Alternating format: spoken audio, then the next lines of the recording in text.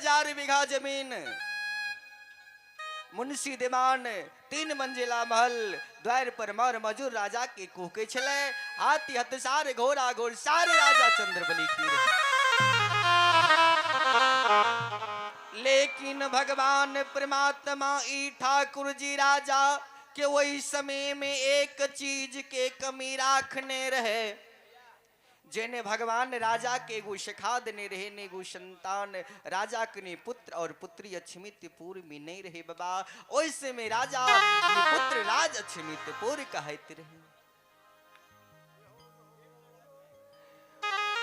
ओई समय में राजा रानी कुरिया गुरु के दिल में लगई बाबा।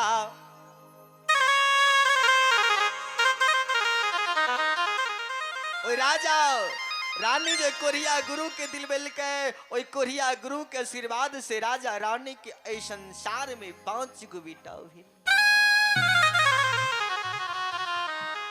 कल के बाबू ओ राजा के 5 गो बेटा भेले। कल के हाँ बाबा 5 गो बेटा अक्षमितपुर नगरी में भेले।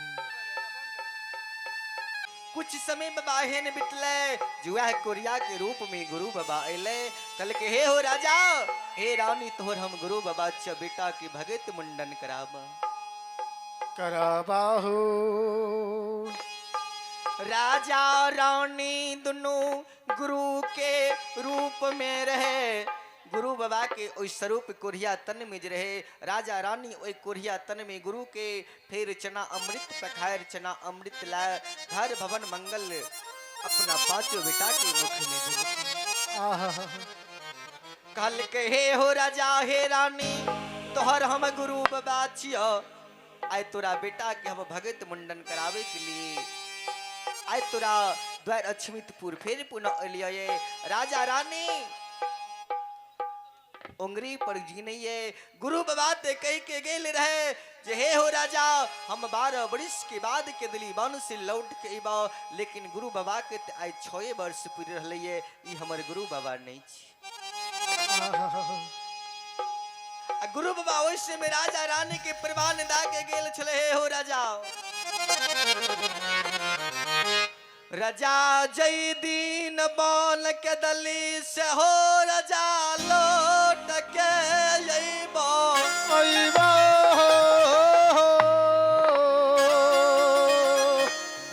हो राजा वही दिन खैर के किला उखड़ जता, खसी के गलारे समताग टूट जता, सुखल तुलसी हरियोर कचोर भै जता, खन खस्सी निमना है त खन बकरा बोलता, धर्मा के गहवर में झाइल के ताल बोलता हूँ। राजा रानी मन में सोचल के अगर गुरु बाबा रथ है तो 4 गो प्रमाण में से को गोते पूरा है ते लागे नहीं छे कि गुरु बाबा छी बाबा छिए। राजा रानी कल के हे गुरु महाराज अगर हम गुरु बाबा छिए अहाँ जे वरदान दा के 4 गो गिल रे कम से कम 1 गो वरदान हाँ पूरा कह दियो बाबा, हम अपना बेटा के भगत मुंडन कह लेबे। गुरु बाबा कल के हमरा बोते राजा ही नहीं हित। राजा रानी के मुंह से निकल गए बाबा हम 5 बेटा के भगत मुंडन नहीं करबे। गुरु बाबा द्वार से बिरो है के हो बाबा चल गले। आहो राया जाके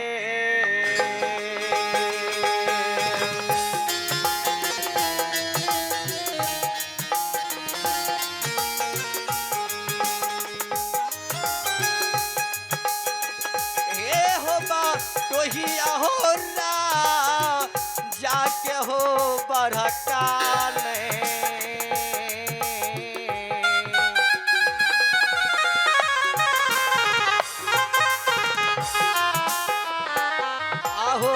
बेटा मरल हो तो ही बाबा।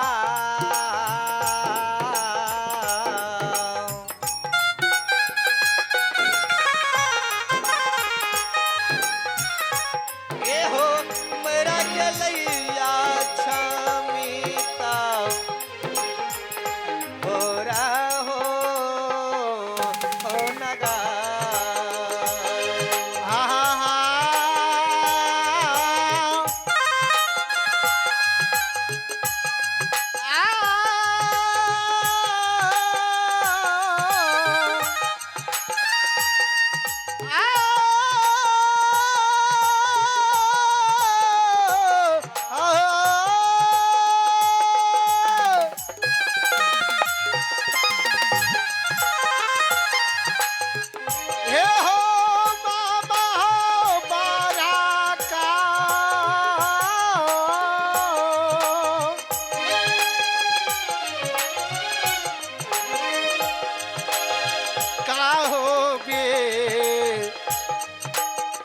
बेटा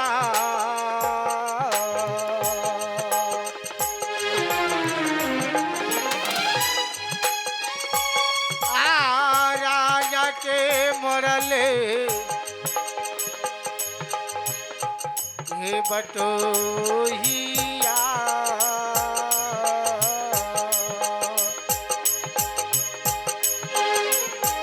हे हो मैरा गेलैया छामिता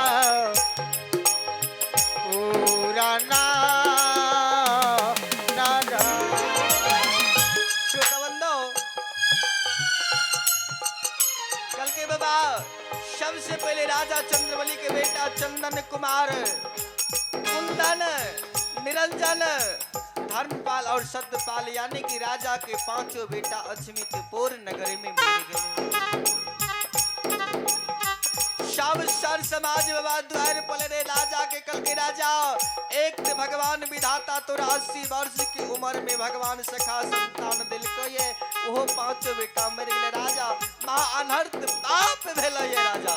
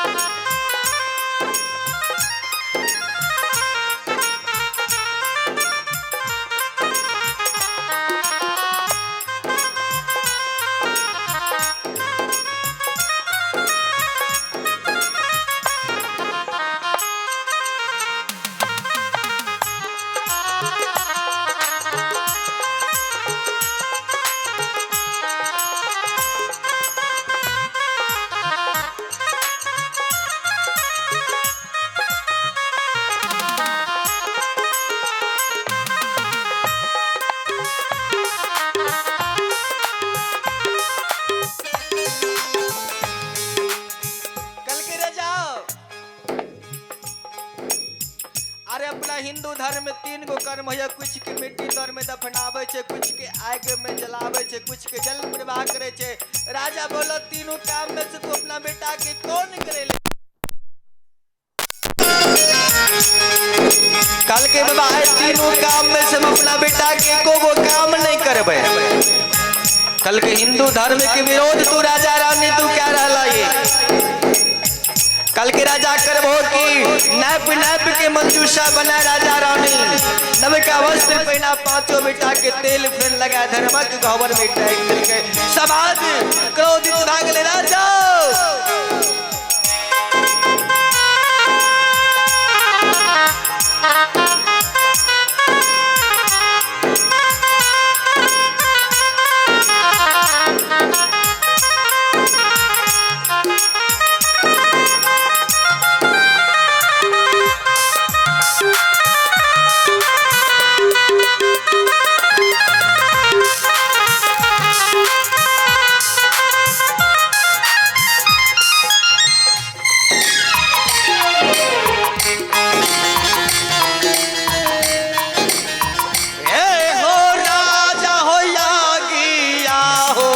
जाला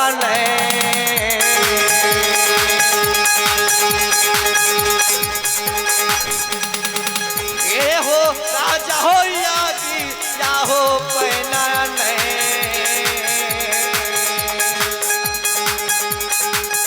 आबा ठाठी देवा ये हो राजा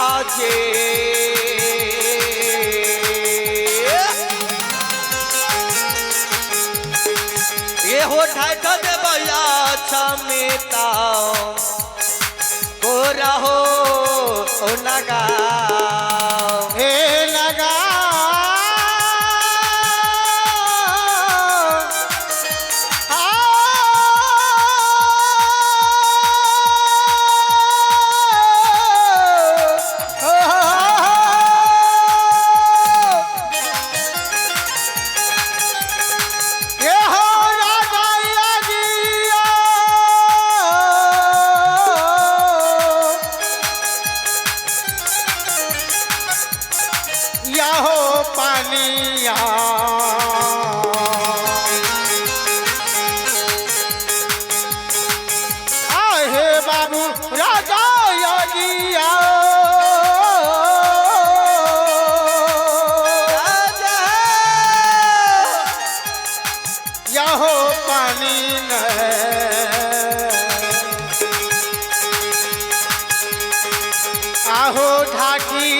माँ राजा रानी ये हो ढाढा दे भैया छमी तो पूरा ये नगर